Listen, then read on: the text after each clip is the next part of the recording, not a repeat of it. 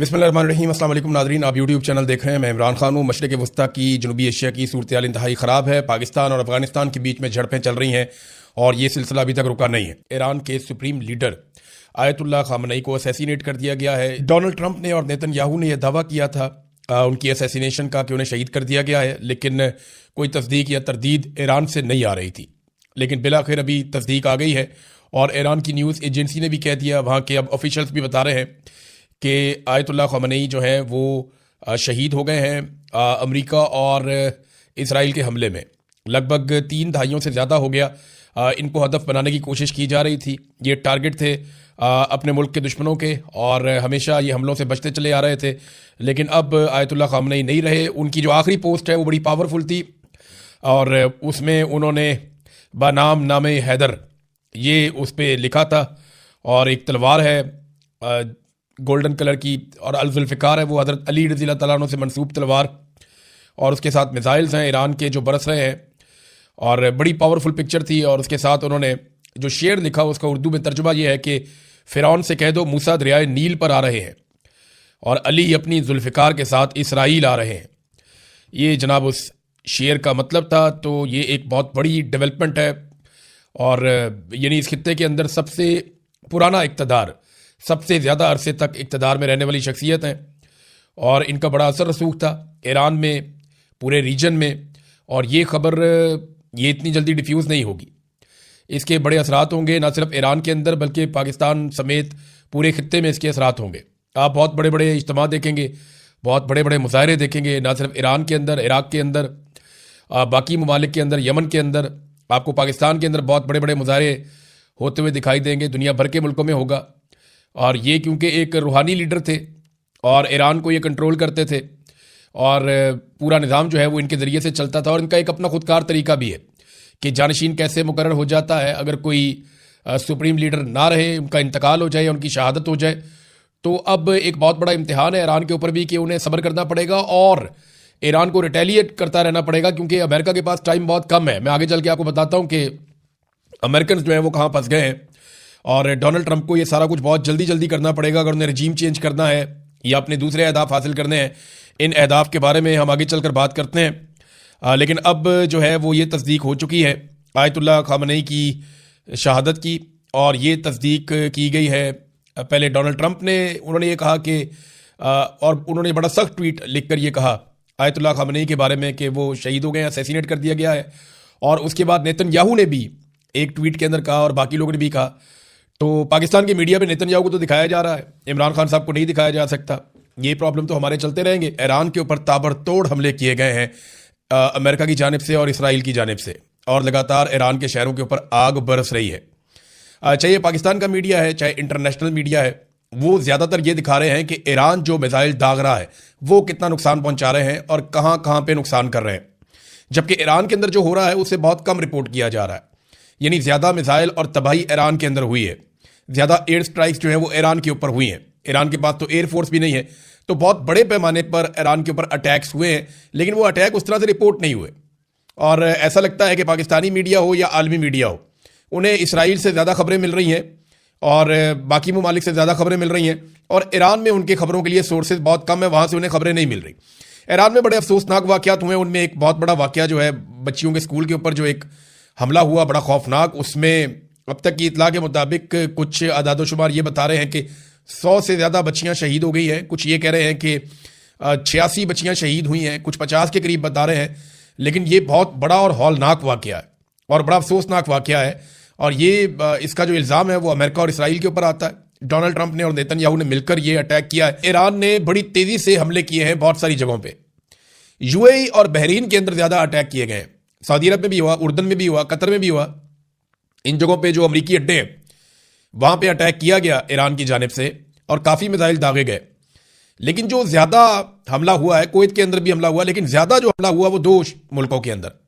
एक बहरीन में जहाँ पे अमरीकी बहरी बेड़ा मौजूद है, वहाँ पे उस एरिया में बहुत ज़्यादा अटैक हुए हैं, बहरीन के अंदर जो फैसिलिटी है अमेरिका के पास।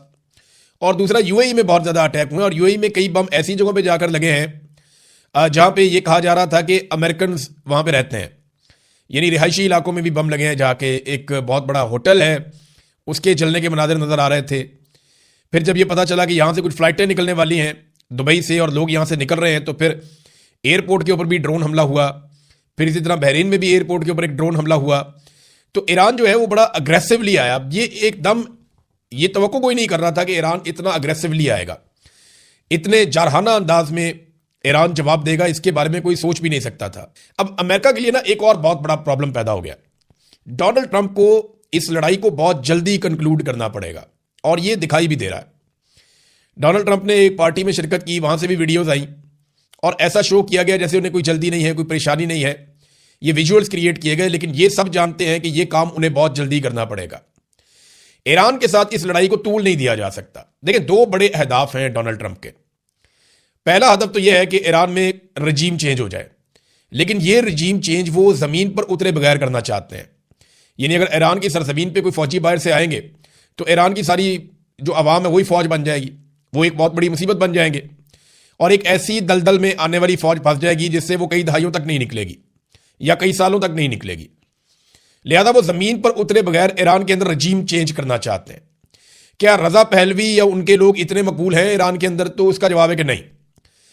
चले, अगर आप ये भी कहें कि आयतुल्लाह खुमैनी के या उनका जो इक़्तिदार है उसके लोग बहुत सारे मुखालिफ हैं या उन्हें पसंद नहीं करते, तो दूसरी तरफ जो अमेरिकन के लोग हैं या जो इसराइल के करीबी लोग हैं, रजा पहलवी वगैरह जो है, उनके भी कोई इतनी बड़ी फॉलोइंग नहीं है ईरान के अंदर। तो एक बड़ा मेस क्रिएट हो जाएगा।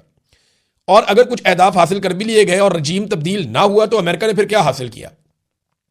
तो उन्हें बहुत जल्दी करना पड़ेगा, उनके पास वक्त कम है, क्योंकि ईरान ने आबनाए हरमज जो है उसको बंद कर दिया है।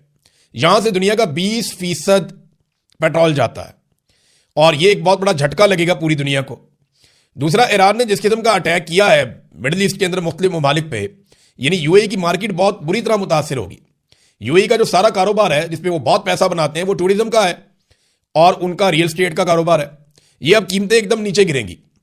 मंडे को अमेरिका में जब मार्केट खुलेगी और जब दोबारा पूरी दुनिया बैठेगी, शेयर ऊपर नीचे होंगे, तो पता चलेगा कि दुनिया कहां खड़ी है, स्टॉक मार्केट कहां खड़ी है। ये आपको पता चलेगा मंडे को, और इसको मसनूई तौर पे कंट्रोल करना बहुत मुश्किल होगा। ये अमेरिका की मार्केट है, तो अब मंडे वाले दिन ये पता चलेगा। आलमी सतह पे तेल की कीमतें कहां पे जाएंगी ये भी आपको पता चलेगा। तो इसको जल्दी कंक्लूड करना है अमेरिका ने। उसको बहुत प्रॉब्लम है कि ये रजीम चेंज अगर करना है तो ये चंद दिन के अंदर अंदर उन्हें करना है। ज्यादा टाइम उनके पास नहीं है, ज्यादा टाइम लगेगा तो बाकी ममालिक बीच में आएंगे। रशिया और चाइना पहले स्टेटमेंट दे चुके हैं, पाकिस्तान ने स्टेटमेंट दिया लेकिन गोल बोल दिया, आगे चल के आपको मैं बताता हूं। तो अमेरिका को फौरी तौर पर करना पड़ेगा जो भी करना है, वो उसमें ज्यादा टाइम लगा नहीं सकता। तो उनको जल्दी अपने अहदाफ हासिल करने और वो दिखाई नहीं दे रहा। ईरान को सिर्फ सब्र करना है और रिटेलिएट करते रहना है। अगर ईरान ये टाइम गुजार गया और दोबारा मुज़ाकरात की टेबल पे बैठ गए तो फिर ईरान की पोजीशन कुछ और होगी, वैसी नहीं होगी जैसी इस वक्त है। इनकी पोजीशन फिर बदल जाएगी, क्योंकि जंग के बाद जो है सूरत कुछ और होती है, फिर बहुत सारे और फरीकैन भी बीच में बैठ जाते हैं।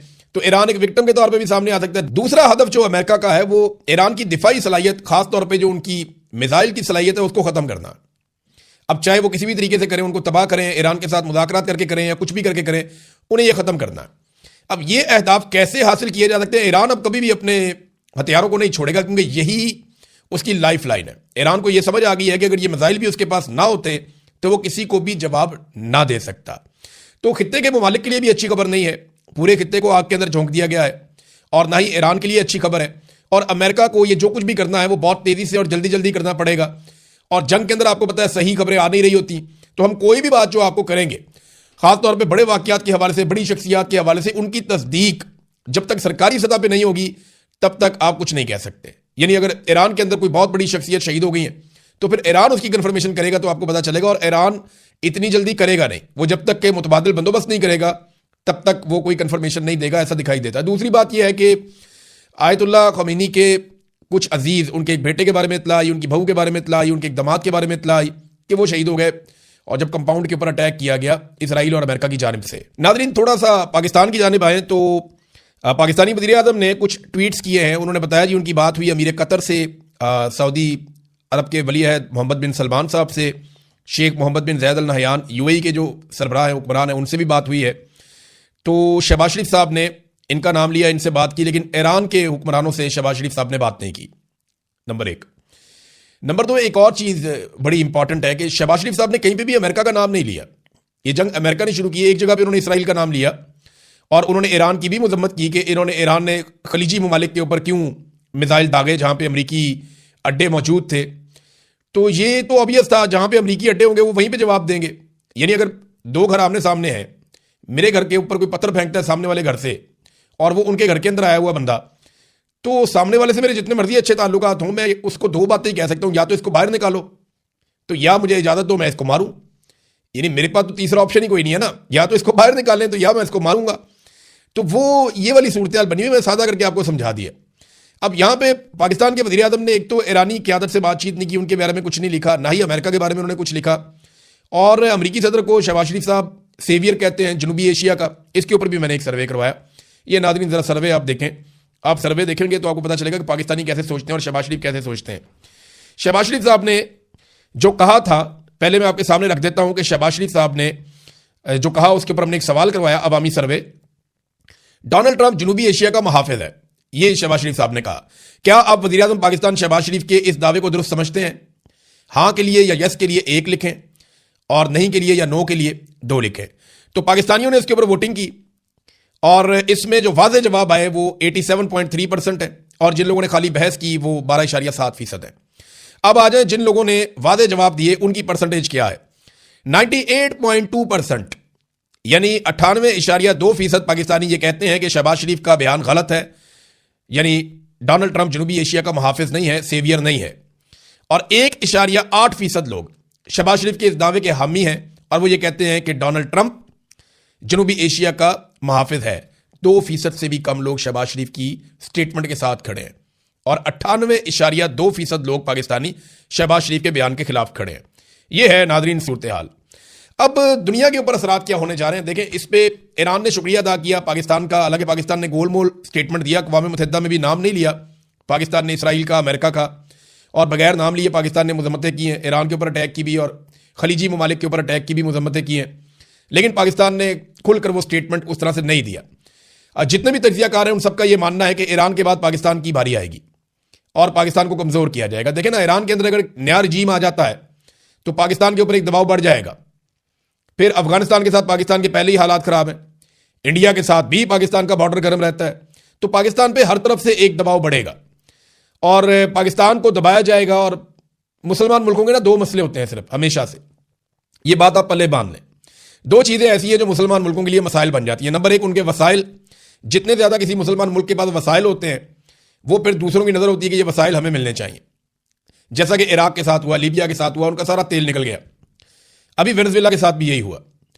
और दूसरा जो मसला होता है वो मुसलमान मुल्कों के हथियार होते हैं, यानी जो भी थोड़ा सा ताकत में ऊपर जा रहा होता है या ज़्यादा होता है, उसके साथ किसी दूसरे को या तो लड़वा दिया जाता है या उसके हथियार छीन लिए जाते हैं या तल्फ कर दिए जाते हैं। ईरान के साथ अभी यही हो रहा है, इराक के साथ यही बहाना बनाया गया, और जो अफगान तालिबान है उनके साथ भी यही लड़ाई है। पाकिस्तान के पास एटमी सलाहियत है, और इसराइली वज़ीर आज़म एक मरतबा नहीं कई मरतबा ये कह चुके हैं, अमेरिकन भी कह चुके हैं कि पाकिस्तानियों के पास एटम बम उन्हें अच्छा नहीं लगता, वो पाकिस्तान की एटमी सलाहियत ख़त्म करना चाहते हैं। तो अगली बारी पाकिस्तान की आएगी, अगला असर पाकिस्तान के ऊपर आएगा। क्या ये लड़ाई मजीद फैल सकती है? देखें, पाकिस्तान और अफगानिस्तान तो ऑलरेडी लड़ रहे हैं। अगर ये लड़ाई लिंगर ऑन करती है तो तीसरी जंग अज़ीम क्या हो सकती है? सोशल मीडिया पे ये बहस चल रही है, और बाद लोग जो हैं वो जो जंगों के अंदर बहुत ज़्यादा बिलीव करते हैं और उन्हें लगता है कि जंगें होनी चाहिए, तो वो ये कहते हैं कि इंडिया पाकिस्तान से बदला लेने की कोशिश कर सकता है। पाकिस्तान अफगानिस्तान के साथ ऑलरेडी लड़ रहा है। रशिया अपने मकासद के लिए सेंट्रल एशिया में और जिस तरफ वो पहले ही बढ़ रहा है उस तरफ मजीद कार्रवाई कर सकता है। चाइना ताइवान को कंट्रोल कर सकता है। तो इस किस्म की चीज़ें और खित्ते में और जो तनाज़ात हैं ये अगर बढ़ जाते हैं, सऊदी अरब और यूएई के बीच में भी एक तनाज़ा पैदा हुआ है, अगर ये तनाज़ात कल को ज़्यादा बढ़ जाते हैं तो दुनिया तीसरी जंग अज़ीम की तरफ भी जा सकती है। और उसका आगाज़ देखिए, किसी भी जंग का आगाज़ एक छोटे से वाक़े से होता है। अल्लाह ना करे ऐसा हो, क्योंकि इंसानियत का बहुत बड़ा कत्लेआम हो जाता है ऐसी सूरत में, और जंग कभी भी इंसानों के लिए, इंसानियत के लिए बेहतर चीज़ नहीं होती, ये हमेशा नुकसान देती है। तो मैं ये बात कर रहा हूं कि इसके इम्कानात हमेशा रहते हैं, लिहाजा जितने बड़े ममालिक और लीडर होते हैं उनको उतनी ज़्यादा रिस्पॉन्सिबिलिटी का सबूत देना होता है। नाज़रीन, अमेरिका के जो न्यूयॉर्क के मेयर हैं ज़हरान ममदानी, इन्होंने ईरान पर फौजी हमले पर यह कहा कि यह गैर कानूनी और जारहाना अमल है, ये तबाहकुन शिद्दत इख्तियार कर सकता है। शहरों पर बमबारी, शहरियों की हलाकतें, ये नया जंगी महाज खोलना अमरीकी अवाम ये नहीं चाहते, और एक और रजीम चेंज की बजाय महंगाई का खात्मा चाहते हैं अमरीकी अवाम, अमन चाहते हैं अमरीकी अवाम। ये ज़हरान ममदानी ये कह रहे हैं, न्यूयॉर्क के मेयर, और कोई भी अमेरिका में उन्हें गद्दार नहीं कह रहा, ना उनके ऊपर मुकदमा दर्ज हो रहे हैं। पाकिस्तान में जो है वो ये लिटमस टेस्ट किया जाता है बार बार, दसो जी तुसी किदे हल हो, आप जंग के साथ हैं या नहीं हैं, आप ये करते हैं या नहीं करते, आप ये चाहते हैं या नहीं चाहते। तो पाकिस्तान में ये किया जाता है। जो डोनाल्ड ट्रंप के मुकाबले में सदारती उम्मीदवार थी कमला हैरिस, उनका भी स्टेटमेंट आया। उन्होंने कहा कि डोनाल्ड ट्रंप अमेरिका को एक ऐसी जंग में धकेल रहा है जो अमेरिकी अवाम नहीं चाहते। मैं वादे कर दूं कि मैं ईरान में हुकूमत की तब्दीली के लिए की जाने वाली जंग की मुखालिफ हूं और हमारे फौजियों को ट्रंप की अपनी पसंद की जंग की खातिर खतरे में डाला जा रहा है। ये उसका स्टेटमेंट है। कुछ लोग इस जंग की हमायत कर रहे हैं, कुछ लोग इस जंग की जो है मुखालफत कर रहे हैं, लेकिन ये जंग अब पूरी दुनिया के अंदर डिस्कस हो रही है।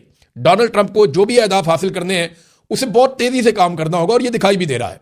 और ईरान अगर चंद दिन और निकाल गया तो अमेरिका के लिए मुश्किलात बढ़ेंगी, क्योंकि ईरान को सिर्फ रेजिलियंस शो करनी है, उन्होंने अपना रजीम कायम रखना है और जवाबी कार्रवाई करते रहना है जितनी वो कर सकता है। बल्कि ईरान ने यह कहा है कि हमारे पास जवाबी कार्रवाई के लिए इतना मवाद मौजूद है कि हम दुनिया को सरप्राइज कर देंगे। उन्होंने कहा अब तक हमने जो मिसाइल चलाए हैं ये वो रवायती मिसाइल हैं जो हमारे पास बहुत पहले से मौजूद हैं। हम अपने जदीद मिसाइल चलाएंगे जिनकी तादाद हजारों में है, तो सबको लग पता जाएगा। ये इस किस्म के स्टेटमेंट्स वो दे रहे हैं।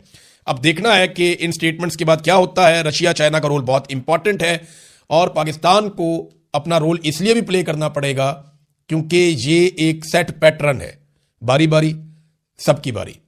पाकिस्तान के एटमी हथियार पूरी दुनिया में किसी को पसंद नहीं है और पाकिस्तान अगर अपनी हिफाजत करना चाहता है तो उसे ईरान को बचाना पड़ेगा, अपना असर रसूख इस्तेमाल करना पड़ेगा।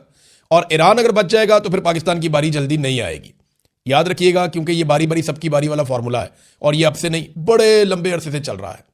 अब तक के लिए इतने, अपना ख्याल रखिएगा, अपने चैनल का भी अल्लाह हाफ़िज़।